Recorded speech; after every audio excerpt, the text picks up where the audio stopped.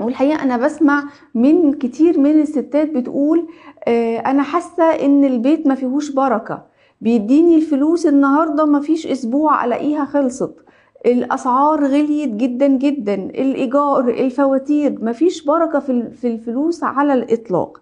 وإحنا طبعا شفنا في عهد الرسول صلى الله عليه وسلم ونماذج كتيرة عن البركة، وطعام الواحد بيكفي الاثنين وزيادة الطعام، زي مثلا يوم الخندق لما أكل 1000 نفر من شاه صغيرة وصاع من الشعير.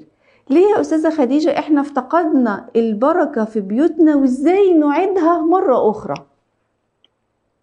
طيب نحن البركة سبحان الله دائما واحنا صغار كنا نسمع يعني الطعام الواحد يكفي الاثنين، وطعام الاثنين يكفي الثلاثة، معناها دعوة إلى المشاركة. إذا آه. تبغى شيء يزيد عندك شاركه مع الآخرين. والنبي صلى الله عليه وسلم في الحديث قال ما نقصت صدقة من مال. أمم. يعني الصدقة هي مشاركة للآخرين بما عندي، فلا يمكن أنها تنقص، إنما تزيد الأمر بركة. طبعا مفهوم البركة اليوم ممكن مفهوم شائك أو أنه غير واضح عند الناس. يعتقدوا أنه أنا لو عندي مثلا 100 جنيه معناها أو 1000 جنيه أو مليون جنيه معناها هو ده البركة. لا، مو هو البركة. الكثرة دي ليست دليل البركة. فإحنا اليوم لما نحرم شيء في داخل بيوتنا يجب أن نسأل نفسنا هل نقوم بمشاركة ما لدينا مع الآخرين؟ هل اليوم بالفعل أنا لما أطبخ طبخة بعطي مثلا جيراني فيها؟ هذا كان السائد زمان، حتى يعني الواحد بدون ما ينوي بدون أي قصد يعني مثلا يستحسن اليوم لما يطبخ شيء إنه يرسل للجيران شوية شوية شوية. مو لازم كل الجيران، يعني على الأقل الجار القريب والجار اللي هنا مثلا. وكان الواحد هو لما يروح يشتري أشياء مثلا من السوبر ماركت بتلاقيه مثلا يشتري عصير ولا شيء ويعطيه العامل وأي شيء هو ماشي يعني بيعطي. فكان آه. دائما يشوف البركة في ماله. الآن صار الخوف من الفقر هو الغالب على الناس، لذلك ذهبت البركة في اتجاه آخر. يخاف الإنسان يطلع، طب أنا أولى الناس، أنا محتاجه. في هذا السياق يعني يحضرني قصة لامرأة كان عندها مبلغ معين بسيط جدا، يعني حتى ما نقول نحن قصة من العصر القديم ولا لا لا لا، هذا في زماننا هذا.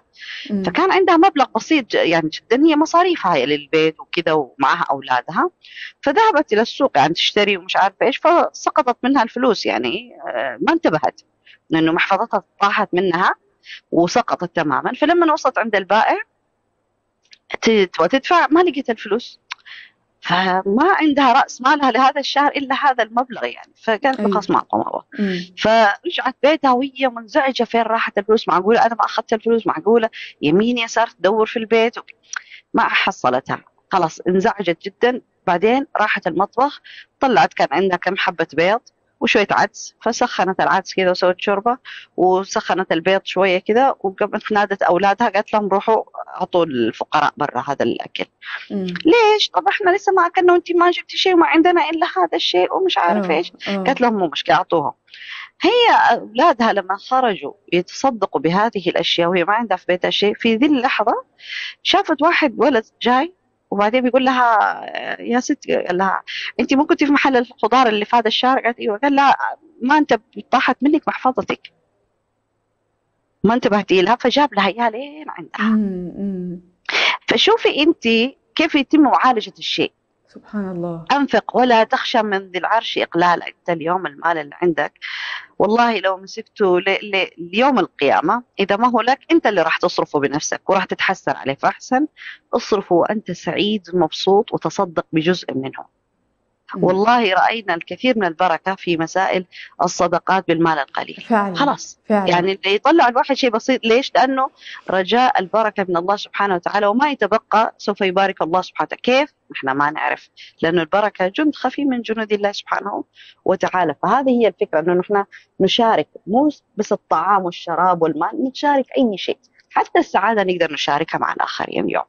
يعني في بالظبط. شكل آخر للمشاركة اليوم، الكلمة الطيبة مشاركة للناس أمم. في سعادتهم وإدخال السرور عليهم، يعود علينا نحن أيضا بهذا الشيء، إنه هو تحسن المزاج، القدرة على التعامل مع صعوبات الحياة، القدرة على أيوه. التعامل مع ضيق أمم. العيش، كله يعني.